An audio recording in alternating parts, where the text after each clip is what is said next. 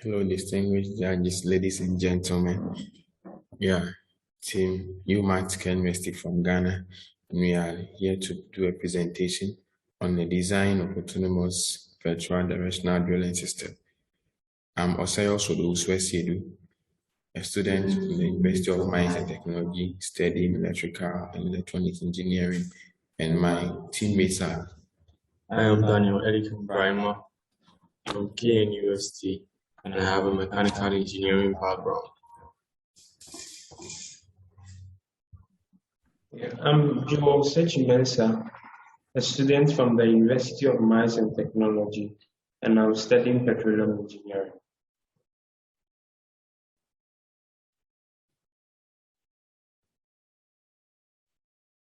So here is an outline of our presentation. We'll move straight to stating our objective. And so the objective for this project is to design and develop a digital twin of an autonomous directional drilling system with human factor and safety as the key design requirements.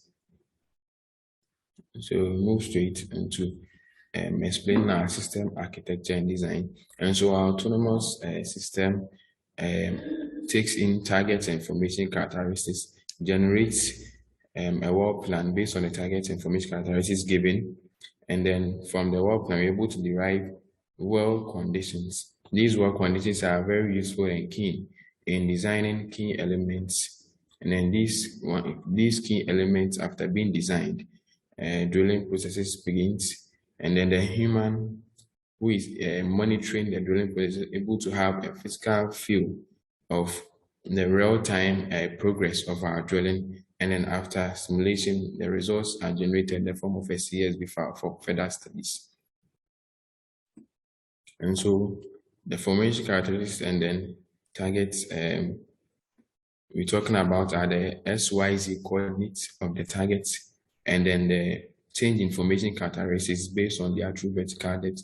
Our system is designed such that it's able to store the depth at which the formation characteristics changes, which is useful in our design process. And so we move straight into the well design. And so a model was developed by us with appropriate algorithm to help drill through reasonable targets with associated well profile.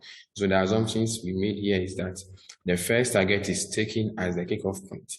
And so in the situation where targets are given, our system is designed such that it picks the first target as the kickoff point and assumes the surface northern and eastern as the same, or the same surface northern and eastern as the same target as the first target. And then in this case, there's a flexibility given to the user to also input his or her own kickoff point. And then our algorithm is developed by us such that our system is able to compare targets and then plot the most or the best trajectory based on the target coordinates given.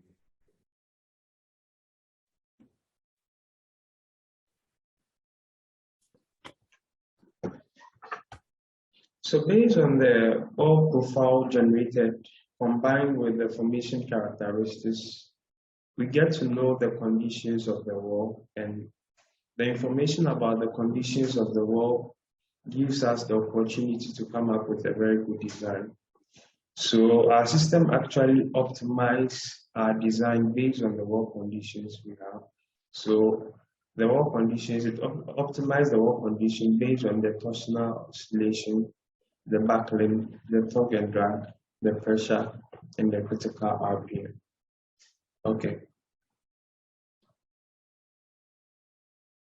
So the hallmark of our system is safety, and it is reflected in our design.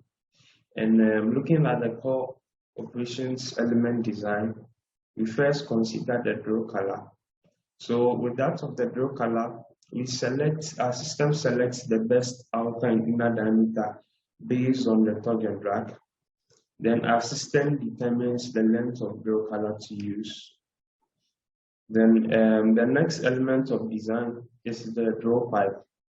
So with the draw pipe, our system selects the best outer and inner diameter based on the critical buckling, and again based on the tug and drag. And again it then moves to select the best weight for our pipe based on the critical pressure. So it looks at the collapse pressure based on the wall condition and selects the appropriate ones from the API sheet or API table.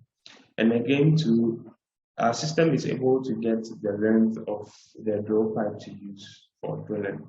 And again, moving on to the third element, we look at the pump, and the pump, our system is able to get the maximum flow rate and also the horsepower to use.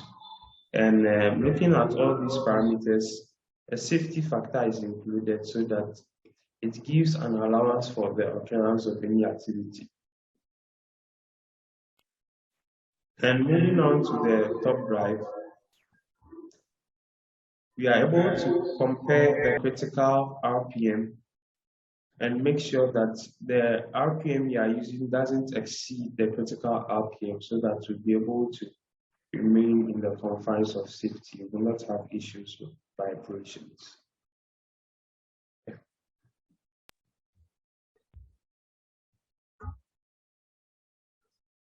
Okay. So the next stage of our design is the human factor design. And with the human factor design, one, we would like to design the system in such a way that we involve the humans and the machine together to work together. However, there should be a level of automation in the system, which means it should be a system where the machine does all the work or the human does all the work. So for our system, the design we did was that both the system and human do have a part to play. So for the humans in our system in the beginning, the human is responsible for feeding the system with data, which means that the machine is not responsible for carrying out the surveying and then getting the formation characteristics and target. But the human does that and feeds it into the system. And then the system carries on the directional drilling from there.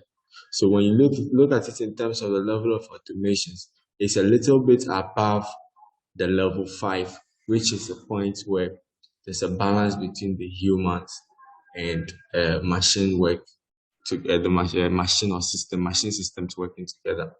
So the next thing is information presentation. Now, as far as there's a machine or automation system involved, the system pulls the human being information presentation, which means that the system has to continuously update the human on what is going on based on the level of automation is selected. And because of this, we do not also want a situation where we have a lot of information coming in, which will eventually serve as information overload. We will want to give information to the user in such a way that the information is useful, timely, and appropriate. And here we focus on safety and then focus on objectives as the key main parameters for selecting the information presented and its influence our user interface design. Then finally, in terms of automation implementation, the system once the system starts running autonomously, it does not need the human's approval to take a lot of actions it needs to take to successfully achieve the goal of drilling through all the targets autonomously. Okay. So as far as automatic systems are concerned, definitely we have to look at control systems or automatic control systems. Now, the RSS tool is a key part of the control system since it produces the force on the bit necessary for creating the rate of penetration in the normal to adjust the direction of the bit. And it plays a huge role in the direction of the course of the well path as it's being drilled. And we have to figure out a way to optimize it. And the way we did it is that we've been able to estimate idle ROPs at each survey station. And then we compare it with the bit ROP. And if the difference is too much or they are not equal, the system is re-optimized and fed back and corrected before the final rate of penetration is triggered and then executed.